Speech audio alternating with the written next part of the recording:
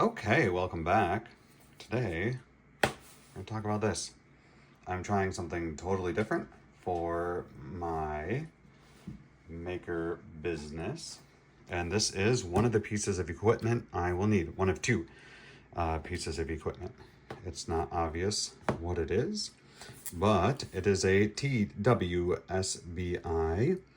Eco piston-filling fountain pen. It's reusable and it's made in Taiwan.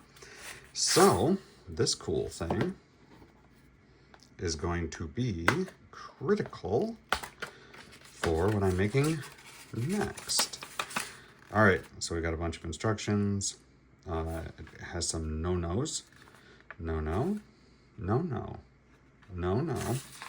and what's this say? Do not touch with cell phone. No, I'm kidding. Do not clean with alcohol.